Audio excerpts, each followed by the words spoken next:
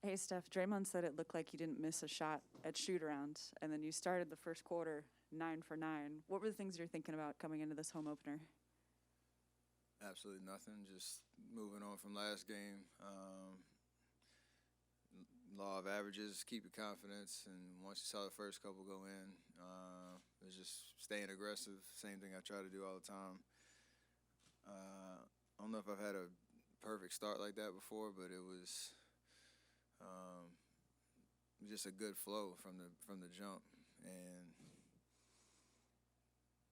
have fun out there. You called that last game trash, though.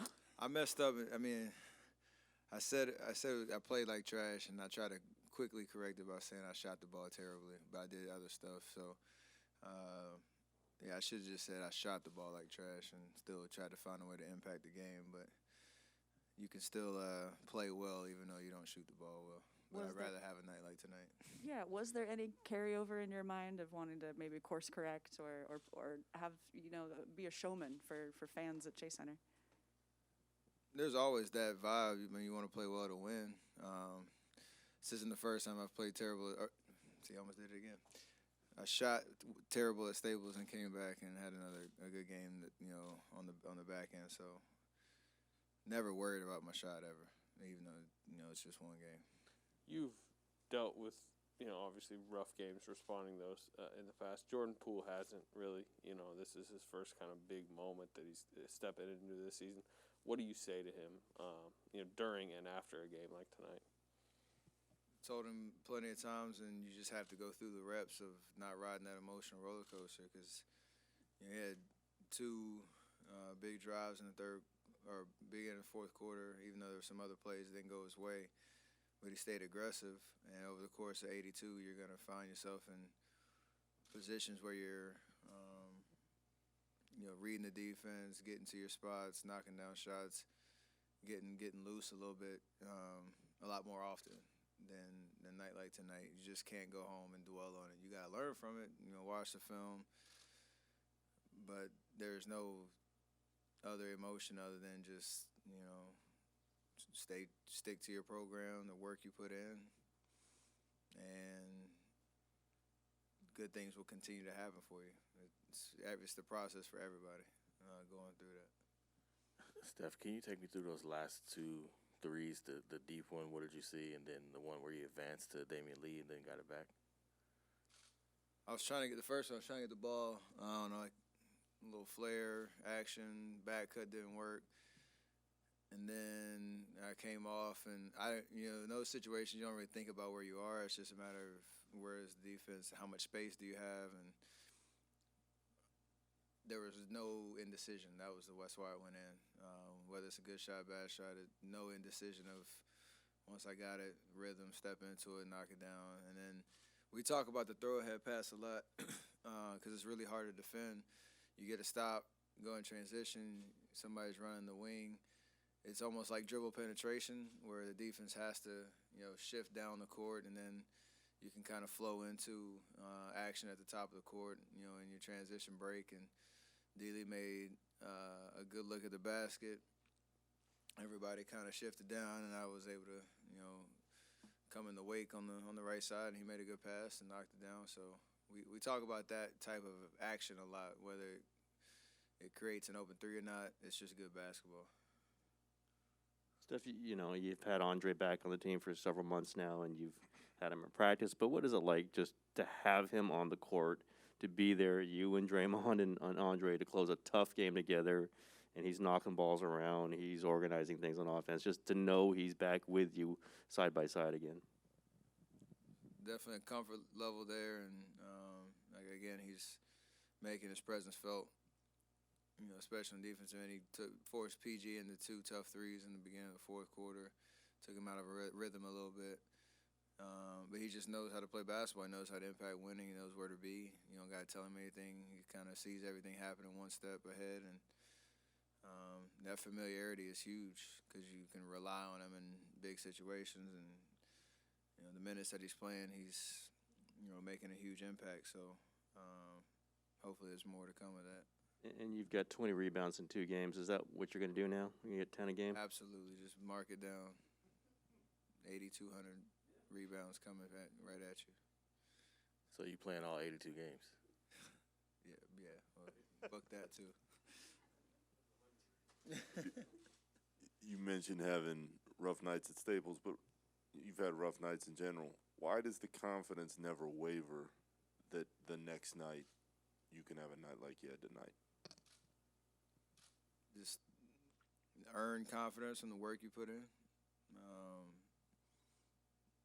It's always the message of the next shot's going in, or the next game's going to be a good game, or what have you, because I try not to dwell on it too much. Even laughing at that question, I don't even know what Staples does to me on shooting the basketball. Who cares? Move on to the next one. So play enough games, you figure out that ability to turn the page really quickly. Steph, when you guys had some games here end of last season, including the play-in game, did that make tonight feel, did it feel normal, or was there some novelty to the crowd and to the ambiance tonight? It was amazing. I remember coming back from my broken hand back in February or March of 2020, and that was the last time I remember a full packed stadium and some kind of refreshed excitement. It was obviously short-lived with the shutdown and all that, so going from no fans to whatever it was, 1,500 to 7,500 last year was cool because we needed just some type of energy and life in there, but tonight was different. And obviously the way the game played, it was awesome the first quarter. It was kind of blah in the second and third, and then the fourth was playoff type of atmosphere, and the game kind of followed suit. So it was nice to experience all of that, and obviously nice to get the win, but it's great to see everybody in the stands, and hopefully we can continue to build a culture and a true home court advantage here, because it's going on the third season, and we haven't had that opportunity yet. I just want to go back to Andre. He dunked tonight. I think he had a dunk in the preseason too, but he stepped out of bounds. I mean, what do you think of his springs, just how his body looks? An athlete is always an athlete. So he works on his body, and like I said, he was not just here just to be the honorary warrior on the bench. He's got a lot left in the tank, and he showed that defensively, turning a stop into a transition dunk, or he had a couple in practice and training camp.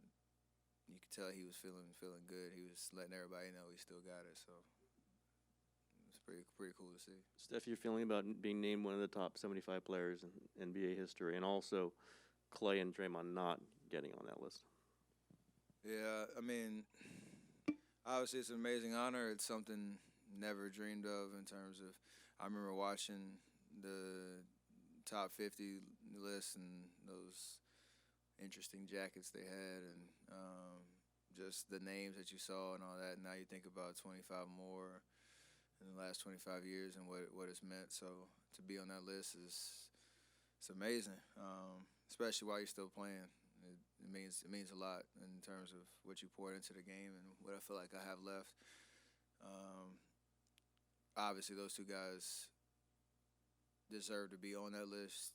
Their resumes stack up with anybody in terms of winning, accolades, everything. So I know it's a vote, and I know there's a whole process, and there's some other, top-level names that aren't on that list. It just, one, speaks to how special that 75 is, but also how talented this league is. And I've played with two guys who deserve to be on that list as well. So I think Clay said fuel for the fire. I like that too. Steph, along those lines, what Tim asked, Draymond was in here a minute ago, and he said, well, you better count on me to be in the top 100 in 25 years. I mean, and he said, and he wants to be a Hall of Famer. I mean, does that sound about We'll right? get both of those, and if not, then something's seriously wrong with the situation there for sure. Clay too. Hey, did you know Damian Lee was going to get that right back to you? Was there because you've played together for so long, or was it just a read and react situation? It's a read and react situation, but I was also a little thirsty. So when I threw it, he could see that blue jersey just flying in his peripheral. So if he didn't have a shot, which I thought at first that could have been an option because he had already hit 2 in the fourth, I knew I was coming back. It's just a matter of if I could get open and if the timing was right. But you watch it, I knew exactly what I was trying to do from the jump. So I'm glad he saw it too.